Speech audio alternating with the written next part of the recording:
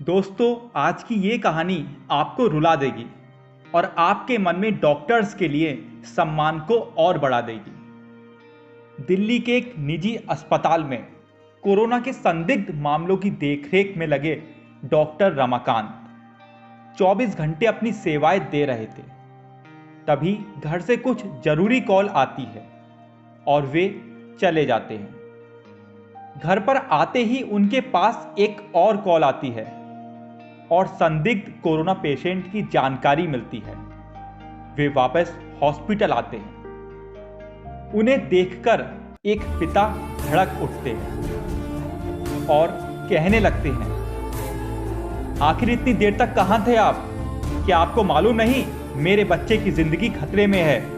क्या आपकी कोई जिम्मेदारी नहीं बनती?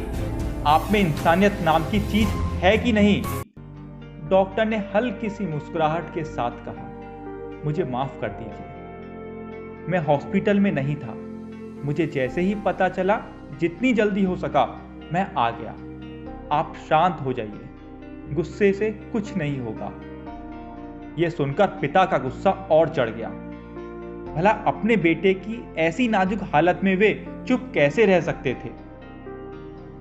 और बोले, ऐसे समय दूसरे को संयम रखने को कहना बहुत आसान है। आपको क्या पता कि इस वक्त मेरे मन में क्या चल रहा है? आपका बेटा इस तरह मर रहा होता तो क्या आप इतनी देर करते? इस दुखी बाप का दर्द आप नहीं समझ सकते। कहिए डॉक्टर साहब, कहिए। डॉक्टर ने स्थिति को भापा और कहा, भगवान ने चाहा तो सब अच्छा होगा। आप बस प्रार्थना कीजिए, हम बस उसे बचाने का प्रयास कर सकते हैं।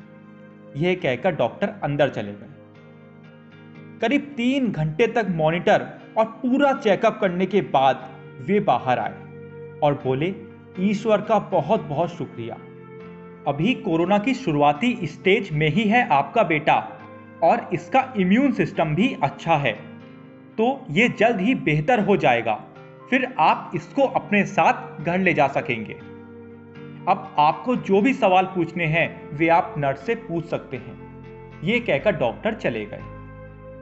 डॉक्टर साहब की बात सुनकर वे बहुत खुश थे, पर नर्स से बोले, इन डॉक्टर साहब को किस बात का इतना गुरूर है जो मेरी बात सुने बिना ही चले गए और प्रश्न करने को आपसे बोल दिया। नर्स ने कहा, यह वही डॉक्टर हैं जिनके बेटे की मृत्यु कैंसर से हो गई थी और जब हमने फोन किया तो वे उनके अंतिम संस्कार में थे और इस सब के बाद भी वे आए और आपके बेटे का इलाज किया।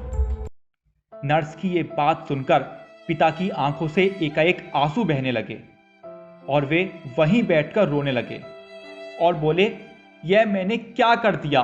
कितना भला बुरा बोल दिया। हाँ, आज मैंने देख लिया भगवान को इंसान के रूप में।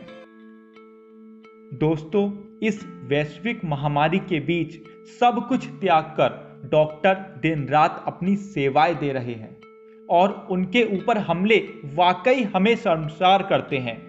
मेरी आप सबसे इतनी विनती है कि इसको इतना शेयर करिए कि जो भी डॉक्टर्स का सम्मान नहीं करते हैं और उन्हें भला बुरा बोलते हैं, उनके कानों तक भी ये बात पहुंचे और उनके मन में भी डॉक्टर्स के लिए सम्मान विकसित हो सके। कमेंट बॉक्स में बताइएगा जरूर ये कहानी आपको कैसी लगी और ऐसे और भी अच्छे कंटेंट के लिए आज ही सब्सक्राइब फॉलो करें।